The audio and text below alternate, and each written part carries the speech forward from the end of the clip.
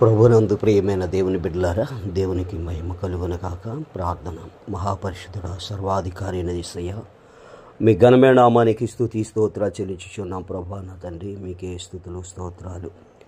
ఈ ఆదివారం ఉదయకాల సమయంలో పాదసందులో ప్రార్థించడానికి ఇచ్చిన మహాకృపను బట్టి వందనాలు స్తోత్రాలు చెల్లించుచున్నాం. అయ్యా నా తండ్రి, నాయన గత ఆదివారం అంతా కూడా, ఆదివారం నుంచి ఇప్పటి వరకు కూడా మీ సజీవమైన రెక్కల క్రింద కాచి కాపాడినందుకు స్తోత్రాలు ప్రభా. నా తండ్రి, ఈ దినము నాయన రాజా, నా తండ్రి స్తోత్రాలు చెల్లిస్తున్నాం ప్రభా. నా తండ్రి, నాయన రాజా, నా తండ్రి 16వ తేదీ ఆదివారం, నాయన పరిశుద్ధ ఆదివారం దినం మా మధ్య మీరు ఉన్నారు. మీరే బలపరచండి, శక్తివంతమైన కార్యాలు జరిగించాలి ప్రభా. ఇది వాక్యం ద్వారా మీరు మాతో మాట్లాడండి, మీరు బలపరిచి ఆశీర్వదించమని ప్రార్థిస్తున్నాం ప్రభా. నేను గల చెవులు గ్రహించగలి మంచి మనసును మాకు దయచేయండి. మమ్మల్ని ఎంతగానో కాచి కాపాలని కొందనాలుగు ప్రభా. బిడ్డల పరీక్షలు రాస్తున్నారు, 10th క్లాస్ మంచి మార్కులతో పాస్ అయ్యేటట్టు సహాయం దయచేయండి యేసయ్య. నా తండ్రి స్తోత్రాలు చెల్లించున్నాం.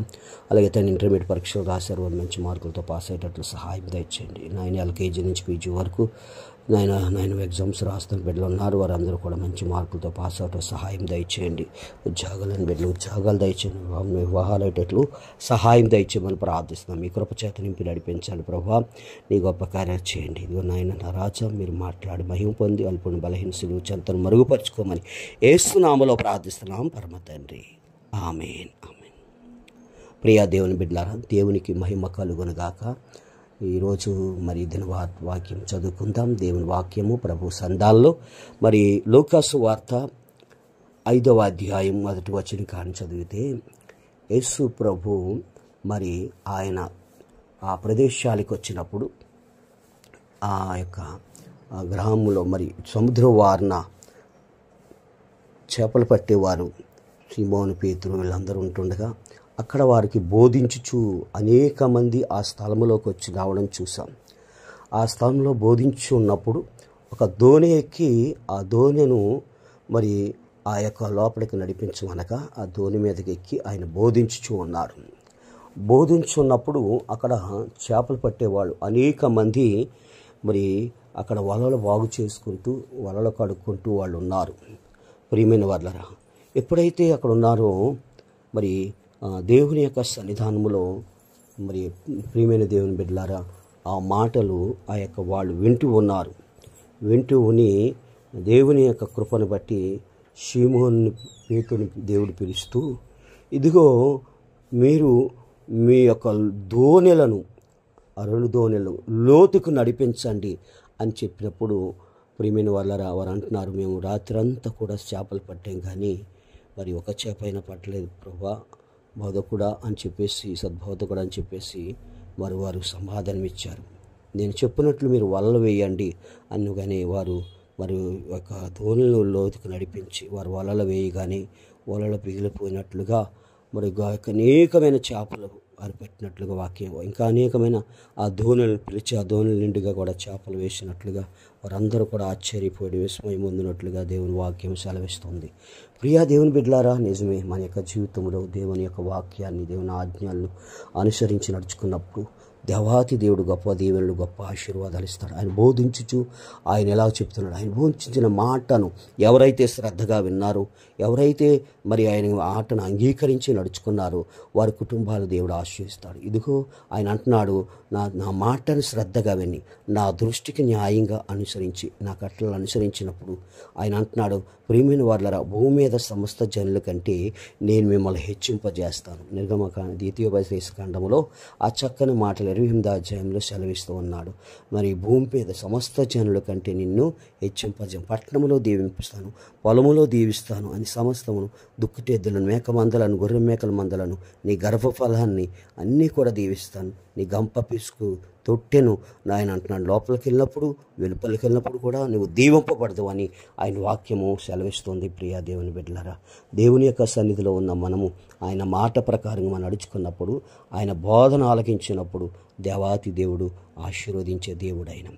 నాయందు మీరును మీ యందు నా మాటలు నిలిచి ఉన్నట్లా మీకేది ఇష్టమో అది మీకు అనుగ్రహింపబడినని ఆయన సెలవిస్తున్నాడు. మీరు బహుగా ఫలించటం వలన నా తండ్రి మహిమపరచబడినని యోహాను సువార్త 15వ అధ్యాయము 7వ వచనంలో సెలవిస్తున్నాడు. ఎందుకంటే దేవుని మాట ప్రకారంగా విన్నవారిని, ఆయన బోధన ఆలకించి ఆయన బోధ ప్రకారంగా నడుచుకున్న వారిని దేవుడు అంటున్నాడు, మరి బహుగా నా తండ్రి మహిమపరచబడేటట్లు మిమ్మల్ని బహుగా ఆశీర్వదిస్తానని ఆయన సెలవిస్తున్నాడు. ప్రియ దేవుని బిడ్డలారా, కనుక దేవుని మాట మనం వినాలి. ఆయన మాట ప్రకారం మనం నడుచుకున్నప్పుడు పరిశుద్ధుడైన దేవుడు మన జీవితంలో కార్యాలు చేయాలని చూస్తూ ఉన్నాడు. ప్రియమైన వాళ్ళరా, కనుక దేవుని సంధాల్లో మనం ఆయన మాట ప్రకారం నడుచుకోవాలి. ఆయన చెప్పిన మాట విన్నప్పుడు పరిశుద్ధుడైన దేవుడు కార్యాలు చేసే దేవుడు. అబ్రహాము ఆ విధంగా విన్నాడు కనుక అబ్రహాముతో దేవుడు చెప్పిన మాటలు ఆయన చెప్పాడు, ఇదిగో నా తండ్రి ఇంటిని, నా యొక్క స్వదేశమును, ఆయన యొక్క మరి బంధువులను విడిచిపెట్టురా, నిన్ను గొప్పవాడిగా చేస్తాను, నామాన్ని గొప్ప చేస్తాను, నిన్ను ఆశీర్వాదంగా ఉంచుతాను, నీ వల్ల అనేక మంది ఆశీర్వదింపడతారు, నిన్ను ఆశీర్వదించిన వారిని ఆశీర్వదిస్తాను, దూషించిన వారిని శపిస్తానన్నాడు. ఆకాశ నక్షత్రాల వలె సంతానం అభివృద్ధి చేస్తాన్నాడు, ఇస్కరేణుల వలె సంతానాన్ని అభివృద్ధి చేస్తాన్న ప్రియమ దేవుడు మరి యెహోవా చెప్పినట్లు అబ్రహాము వినేను, అతను నడిపించాడు దేవుని యొక్క సంధానంలో. ప్రియమైన దేవుని బిడ్డలారా, దేవాతి దేవుని యొక్క మాటను వారు మరి అబ్రహాము విన్నాడు కనుక అబ్రహామును దేవుడు ఎంతవరకు ఆశీర్వదించాడంటే ఆదికాండము 24:1 అంటున్నాడు, అబ్రహామును బహుకాల వృద్ధుడై ఉండగా అబ్రహామును అన్నింటిలో కూడా దేవుడు ఆశీర్వదించనని ఆయన వాక్యం సెలవిస్తున్నాడు. ప్రేమిని దేవుని బిడ్డల, నిజమే, బహుకాల వృద్ధుడు వారు కూడా దేవుని మాట విన్నాడు, దేవుడు చెప్పినట్లే ఆలకించాడు, దేవుడు చెప్పినట్లే నడుచుకున్నాడు. అప్పుడు నిజంగా దేవుని గొప్ప ఆశీర్వాదం అన్నిట్లో కూడా దేవుడు ఎంతగానో ఆయన్ని ఆశీర్వదించినట్లుగా దేవుని వాక్యము సెలవిస్తుంది. ప్రియ దేవుని బిడ్డలారా, దేవుని మాట విని దేవుని మాట ప్రకారం నడుచుకుంటే నిన్ను గొప్ప ఆశీర్వాదకరంగా చేస్తాడు, దీవెనకరంగా చేస్తాడు.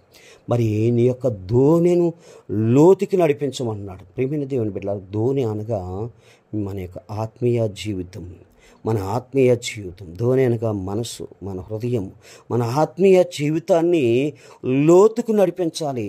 పైన నువ్వు ఏదో ప్రార్థన చేసుకుంటూ పైన నామకార్థంగా వెళ్ళాలి, ప్రార్థనకి వెళ్ళాలి, చర్చికి ఏదో వాక్యం చదువుకోవాలి, లేకపోతే ఏదో ప్రార్థన చేసుకోవాలి, లేకపోతే ఉండాలని ఒక నామకార్థమైన జీవితాన్ని జీవిస్తుంటే నువ్వు ఆశీర్వాదాన్ని పొందలేవు. కానీ దేవుని సంతానం నిజంగా మరి ప్రభువుని ప్రార్థన చేయి, ప్రభువునంత ఇంకా లోతుకు నడిపించు. మొదటి కొద్దిగా ఉందా, ఇంకా కొంచెం ప్రార్థన పెంచు, ఇంకా అంత వాక్యం చదువుకో, ఇంకా దేవుని సంతాల్లో మరి మందిరానికి నీవు మరి మధ్యలో వెళుతున్నాయేమో, ముందుగా వెళ్ళి పరిచర్య చేసి తుడిచి అన్నీ చేసి మందిరం పరిచర్య చేసిన తర్వాత నువ్వు ప్రార్థన చేసుకో మొట్టమొదట. ఆ విధంగా చివరి వరకు దేవుని సంతాలు ఉంటూ దైవ సేవకులకు సహకరిస్తూ నువ్వు వెళుతున్నప్పుడు ఆ పనుల్లో ఎంత గొప్ప దీవెనలు ఉంటాయో తెలుసా, ఆ గొప్ప ఆశీర్వాదాలు ఉంటాయో తెలుసా. ప్రియమైన దేవుని బిడ్డలారా, దేవుని యొక్క సంతాలు సమస్తమును సమకూర్చే దేవుడైన కీర్తన 128 122 కీర్తనలు అంటాడు కదా. ప్రియమైన దేవుని బిడ్డలారా, దేవుని యొక్క సన్నిధాల్లో మందిరం పని చేయడానికి మేలు ప్రయత్నం చేయాలని ఆ చివరి వచనంలో దేవుడు చెప్తూ ఉన్నాడు. చివరి వచనంలో మందిర పని మనం చేస్తున్నప్పుడు ప్రియమైన దేవుని బిడ్డలారా, దేవాతి దేవుడు మన జీవితంలో కార్యాలు చేసి నడిపిస్తూ ఉంటాడు. అయ్యా, మరి దేవుని యొక్క కార్యాలను మీరు చూడాలంటే, ఆయన సన్నిధానంలో నమ్మకంగా నడవాలంటే మీ హృదయాన్ని, మీ జీవితాన్ని ఆత్మీయతలో లోతుకు నడిపించాలి. ప్రతి ప్రార్థనలో ఆ యొక్క మరి సంపూర్ణ రాత్రి ప్రార్థనలో పాల్గొంటూ, అలాగే దేవుని యొక్క ప్రతి శుక్రవారం ఉపవాస ప్రార్థనలో, ఆదివారం ప్రార్థనలో, మీటింగ్స్లో నీ వాక్యాన్ని వింటూ నీ ఆత్మీయ జీవితాన్ని నీవు నడుచుకుంటూ నీ బిడ్డల్ని, నీ కుటుంబాన్ని, నీ భార్య, నీ భర్తని, అలాగే నీ పక్కవారిని కూడా నడిపించుకుంటూ నువ్వు వెళుతూ ఆత్మీయ జీవితాన్ని ఇంకా బలాభివృద్ధి చేసుకుంటూ నీవు దేవుని యొక్క సన్నిధానంలో ముందు కొనసాగుతున్నప్పుడు దేవుడు గొప్ప ఆశీర్వాదాన్ని నీకు ఆయన అనుగ్రహిస్తూ ఉంటాడు. ప్రియమైన దేవుని బిడ్డలారా, నిజమే, ఒక ఇంట్లో ప్రార్థనకి వెళ్తున్నాం, నేను వెళ్తున్నానులే, వాళ్ళు ఎందుకులే అని చాలామంది ఆత్మీయతలో వెనకబెట్టేవాళ్ళు. మరి ఆశీర్వాదం కావాలంటే, దేవుని కావాలంటే ప్రియమైన దేవుని బిడ్డలారా, యెహోషువ ఒక మాట అంటాడు, నేనును నా ఇంటి వారును యెహోవాను సేవించుచున్నాం. మీరు ఎవరినైనా సేవించినా పర్లేదు, మరి నేను నా ఇంటి వారిని యెహోవాను సేవించున్నాం. ఎందుకంటే దేవుని సేవిస్తున్నాం, ఇంటి వాళ్ళందరూ కూడా దేవుని సేవిస్తున్నప్పుడు యోబు గ్రంథంలో ఒక చక్కని మాట మనకు తెలియజేస్తున్నాడు. యోబు గ్రంథం 36వ అధ్యాయంలో 10వ వచనం అంటున్నాడు, ఇదిగో నేను ఆజ్ఞ ప్రకారం నడుచుకున్న ఉపదేశం ఆలకించి పాపం విడిచి నా ఆజ్ఞను అనుసరించి నడిచినట్లా వారు ఆలకించి ఆయనను సేవించినట్లా తమ దినములు క్షేమముగాను తమ సంవత్సరాలు సుఖముగాను వెళ్ళవచ్చుదని దేవుని వాక్యంలో సెలవిస్తున్నాడు. ప్రియమైన వాళ్ళారా, నిజమే పాపం విడిచి ఈరోజు పిల్లల్ని మరి ఇంటికాడ విడిచిపెడుతున్నారు, టీవీలు సెల్ ఫోన్లు చూసుకుంటూ వారి ఇష్టానుసారంగా జీవిస్తూ ఉన్నారు. నిజమే, ఇంకా కొంతమంది యవనస్తులు దేవుని మందిరానికి రాకుండా వారి ఇష్టానుసారంగా మరి ఎక్కడికెక్కడికో వెళ్ళిపోతూ పార్టీలు అంటూ ఫ్రెండ్షిప్ అంటూ వెళ్ళిపోతూ ఉన్న వాళ్ళు ఉన్నారు. ఈరోజు నీ కుటుంబాన్ని ఎక్కడ లోతుగా నడిపించుకుంటున్నావు? నువ్వు వస్తున్నావు, నీ భార్య వస్తుంది, నీ పిల్లలు వస్తున్నారా? నువ్వు భర్త వస్తున్నాడు, భార్య వస్తుంది, భర్త వస్తున్నాడా? ఒకరు వస్తే ఒకరు మందిరానికి రాకపోవడం ఏది లోతుగా నడిపించడం అంటే ఇదేనా? కాదు. కానీ కుటుంబం అంతా కూడా దేవుని మందిరములో ఉంటే, దేవుని సంధానములో ఉంటే దేవుడు ఆ కుటుంబాన్ని గొప్పగా ఆశీర్వదిస్తాడు.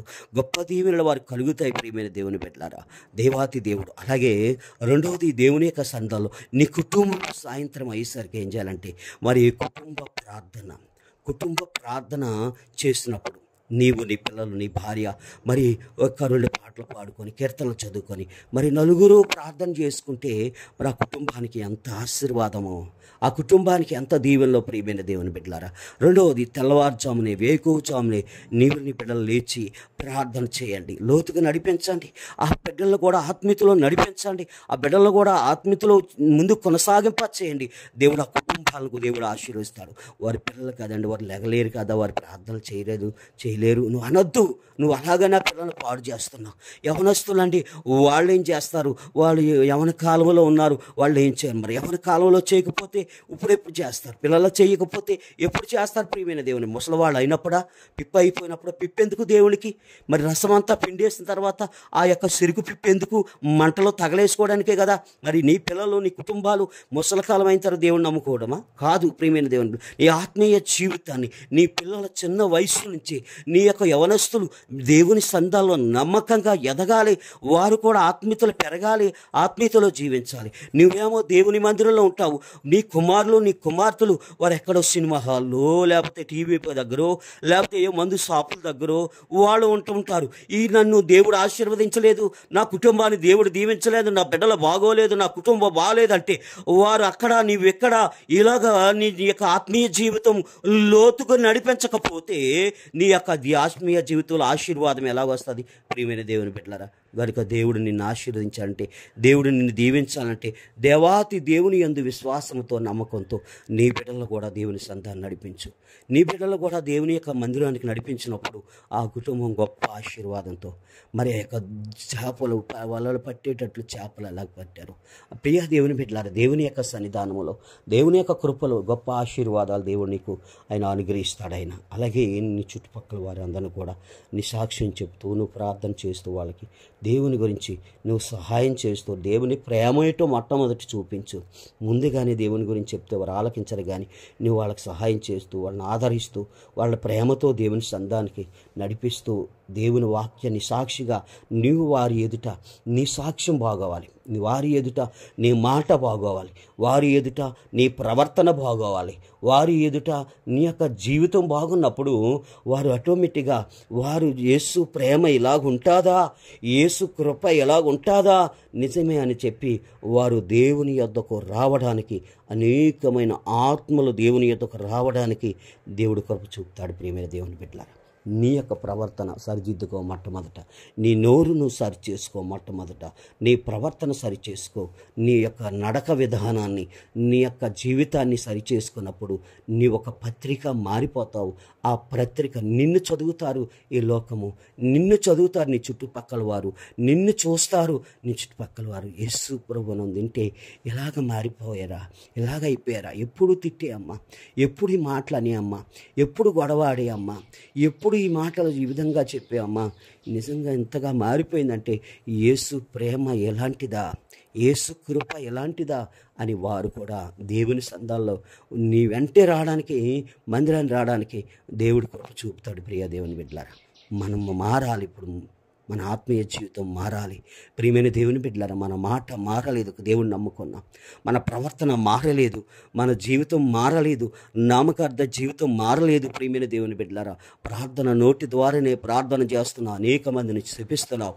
ఆ నోటి ద్వారానే ప్రార్థన చేస్తున్నా, అనేకమైన బూతులు ఆడుతున్నావు. ప్రియమైన దేవుని బిడ్డలారా, దేవుని యొక్క సన్నిధానములు ఎల్లగూడని చోట్లకు వెళుతున్నావు. ఏమైతే చేయకూడదో అవి చేస్తూ ఉన్నావు. ఈరోజు నీ ఆత్మీయ జీవితం ఇలాగుంటే లోతుకి ఎప్పుడు నడిపిస్తావు? ఎప్పుడు ఆత్మీయ జీవితాన్ని పెంపొందింపజేస్తావు? ఎప్పుడు ఆశీర్వాదాన్ని పొందుతావు? ఎప్పుడు దేవుని దీవెనలు పొందుతావు? ప్రభువుకి ఇష్టకరమైన జీవితం నీలో లేకపోతే ఆయన ఆత్మీయ జీవితంలో నీ చూస్తున్నాడు, నీ హృదయాన్ని చూస్తున్నాడు, నీ ప్రవర్తన చూస్తున్నాడు, నీ ఆలోచన చూస్తున్నాడు. ఇవన్నీ కూడా నీ ఆత్మీయ జీవితంలో సరిగా లేకపోతే గొప్ప ఆశీర్వాదాలు ఎలా పొందుకుంటావు ప్రియ దేవుని? గొప్ప దీవెనలు ఎలా పొందుకుంటావు ప్రియమైన దేవుని బిడ్డలారా?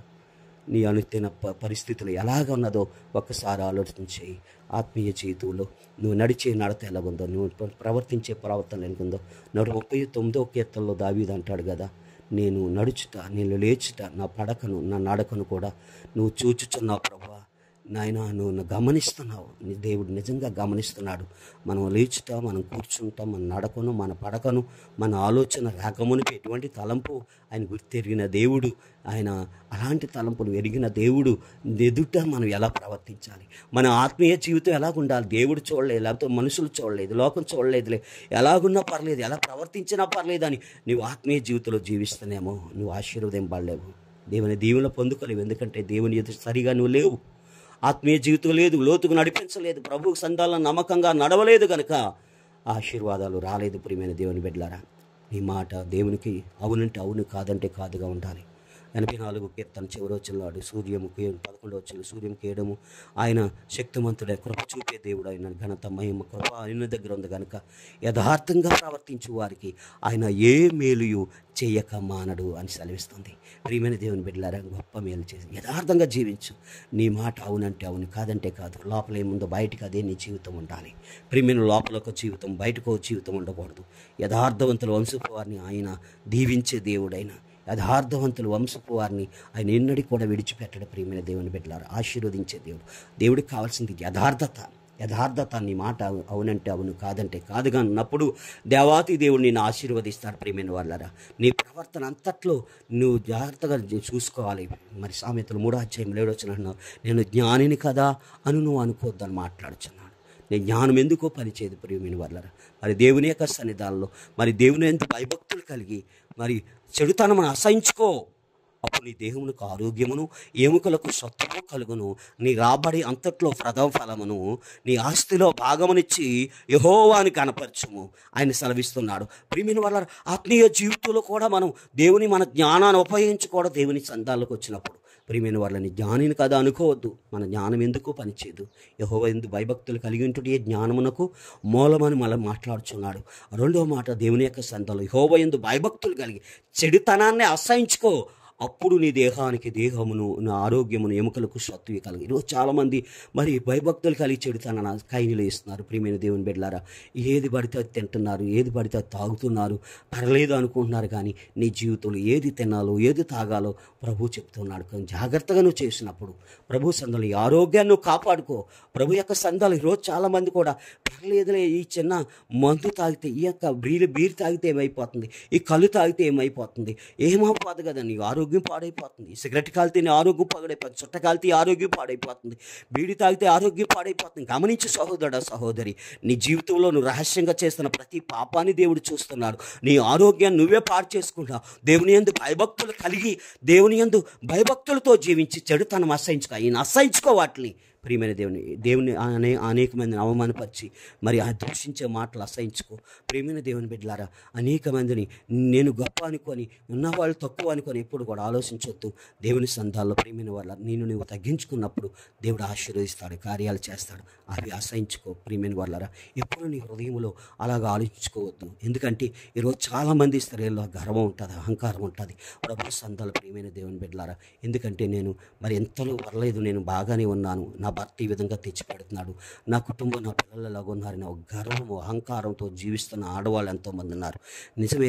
మరి చూడండి, ఒక రోజున మరి అహష్వేరోషు రాజు ఎస్తేరు గ్రంథంలో ప్రేమిన వల్ల మరి యొక్క సంస్థాన 120 సంస్థాన రాజులు వచ్చి అక్కడ ఉన్నప్పుడు వారికి విందు చేయమని వస్తీరాన్ని పలికినప్పుడు చెప్పినప్పుడు వస్తీరాన్ని కూడా స్త్రీలకు ఒక విందు ఏర్పాటు చేసుకొని నేను మాత్రం రాను, నేను ఎందుకు రావాలి, నేను వచ్చి నాట్యం చేయను, నేను వచ్చి సంతోషపెట్టను వాళ్ళని అని చెప్పేసి గర్వించి అహంకరించి అక్కడే ఉండిపోయింది. ప్రియమైన దేవుని బిడ్డలారా, అన్నీ నాకున్నాయి, నేను రాణినే కదా, నేనుగా ఉన్నాను కదా అనుకుంది తప్ప మరి దాని రాణి స్థానంలో తప్పిపోద్దాం అనుకోలేదు. ఇప్పుడు కూడా ఆ అహంకారం ఏం చేసిందంటే ప్రియమైన వాళ్ళరా రాణి స్థానంలో తప్పించింది. ఈరోజు నువ్వు గమనించి సహోదరి, దేవుని సంఘంలోనే ఉన్నావు, దేవుని ఎదుట నీవు ఉన్నావు, దేవునిలో ఉన్నావు. వస్తీ రాణి వలె ఆ రాణి స్థానంలో తప్పిపోవడానికి ఉన్నావేమో ఒకసారి ఆలోచించు. నీ గర్వము నాశనం చేస్తుంది.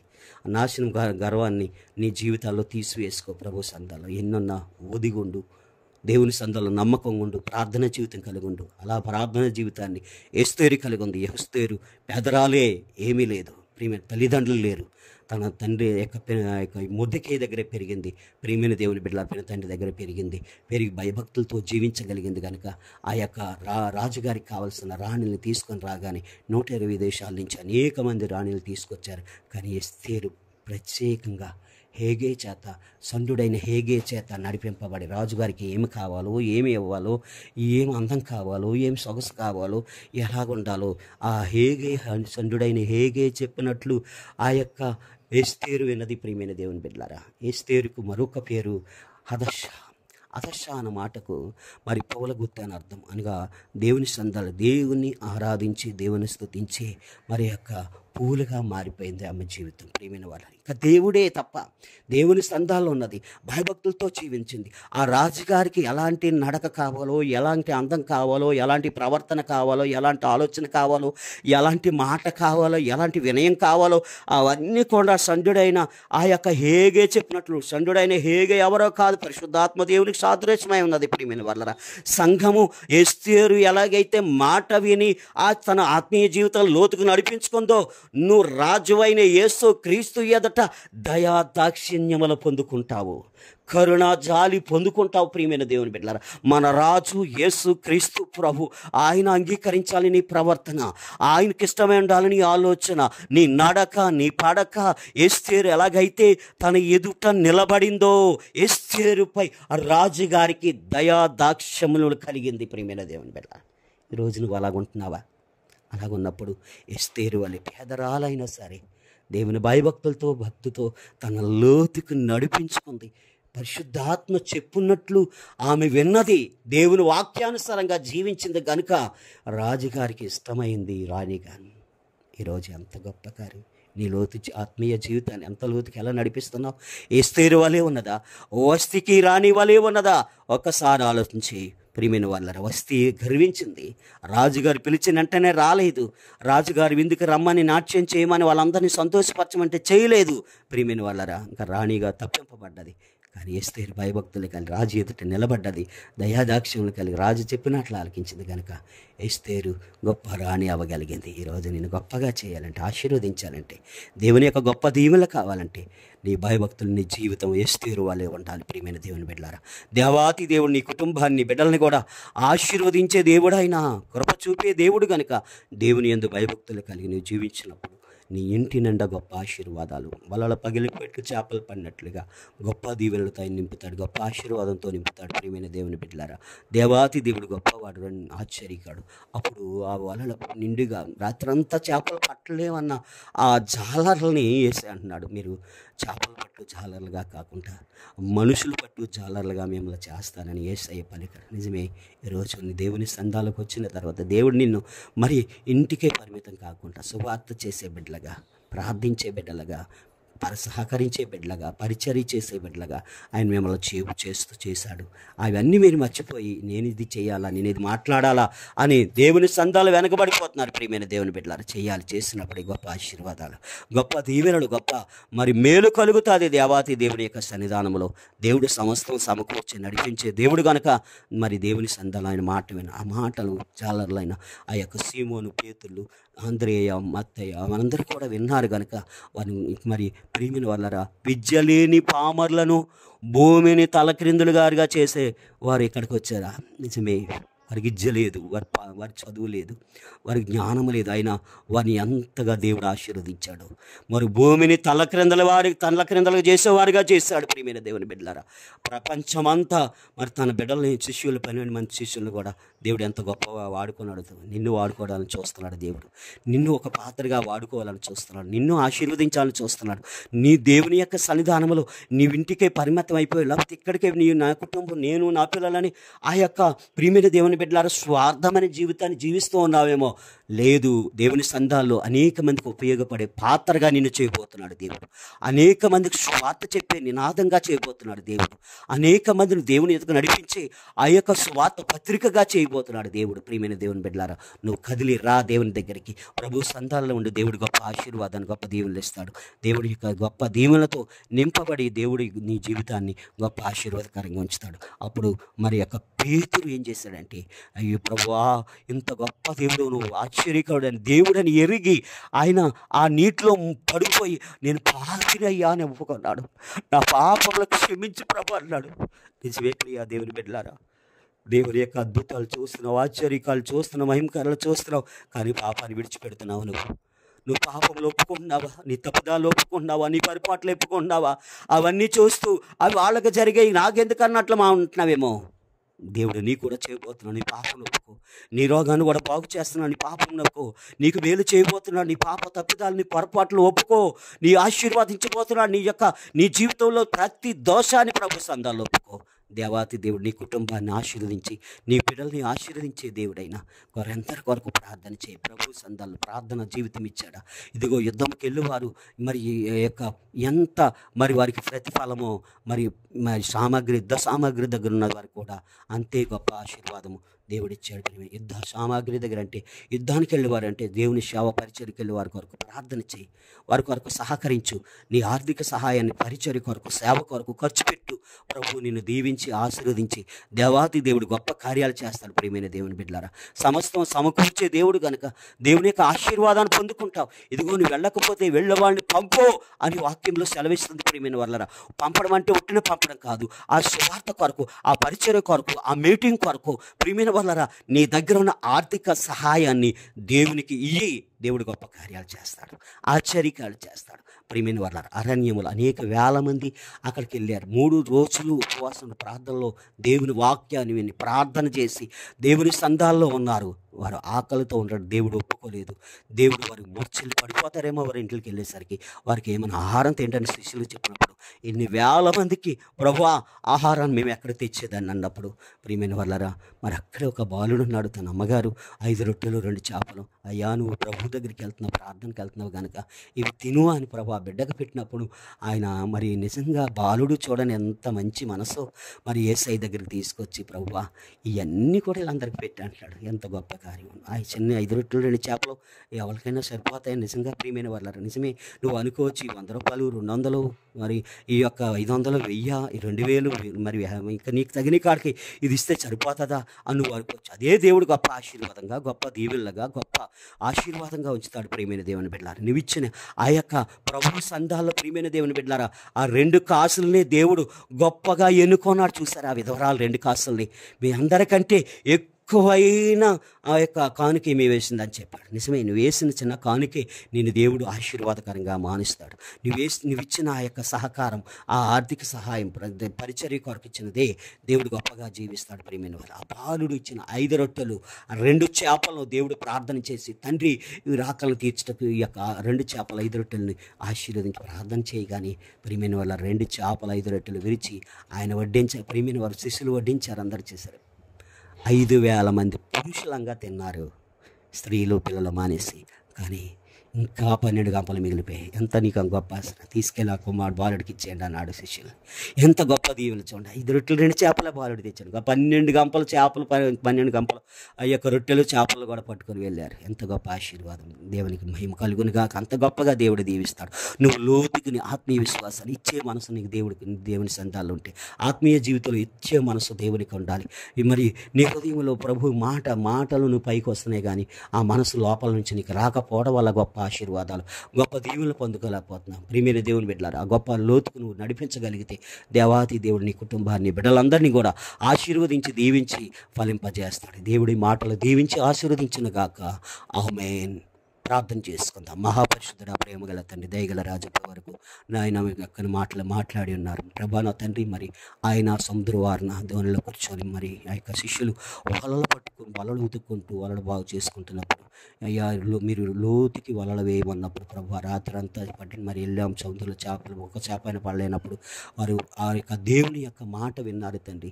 అయ్యా మీకు మాట విని వారు వలలు మరి ఆ యొక్క లోతుకు రెండు ధోనిలు నడిపించి వలలు వేయగానే వలలు పిగిలిపోయినట్లు చేపలు పెట్టారు. మా ఆత్మీయ జీవితాన్ని కూడా లోతుకు నడిపించేటట్లు ప్రభు అబ్రహాం వలె లోతుకు నడిపించేటట్లు నాయన శారా వలె, అలాగే తండ్రి యోసేపు వలె మా జీవితాన్ని, అలాగే నా తండ్రి ఎస్తేరు వలె మా జీవితాన్ని, రూతు వలె మా జీవితాన్ని లోతుకు నడిపించినప్పుడు అయ్యా నా తండ్రి నీకు స్తోత్రాలు ప్రభు. మా ఆత్మీయ జీవితాలు నడిపించినప్పుడు ఆ బాలుడు ఇచ్చే మనసు నాయన తన జీవితంలో నడిపించినప్పుడు గొప్పగా ఆశీర్వదించావు తండ్రి. అలాంటి ఆత్మీయ జీవితాలను ప్రభా నా మాట విని మా జ్ఞానం ఎందుకు పనిచేయదు, చెడుదాన్ని వసయించుకొని ప్రభా నా తన్నప్పుడు భయభక్తులు కలిగి జీవించినప్పుడు నాయన దేహమునకు ఆరోగ్యమును, నాయన ఎముకలకు సత్తు కలుగు చేస్తాను. నాయన రాపడంతట్లో ప్రథమ ఫలమును, ఆస్తులో భాగం ఇచ్చే హోవాను కనపరచము. నీ కొట్లలో ధాన్యము సమృద్ధిగా ఉండి అంటున్నావు ప్రభు. గానుగలో కొత్త ద్రాక్షారసం పారణ అంటున్నావు. మీ కార్యాలు జరిగించి నా మాటలో దుష్టుడు ఎత్తిపోకుండా మా హృదయాల్లో 30 నూరింతలుగా ఫలింపచ్చండి. విన్న బిడ్డలందరి కుటుంబాలందరినీ కూడా దీవించమని యేసు నామములో ప్రార్థిస్తున్నాం పరమ తండ్రి. ఆమేన్. తండ్రి దేవుని ప్రేమ, కుమారుడైన యేసుక్రీస్తు కృప, పరిశుద్ధ ఆత్మ అన్యోన్య సహవాసము సదాకాలం మీ అందరికీ తోడైండి ఆశీర్వదించి దీవించి ఫలింప చేయునుగాక.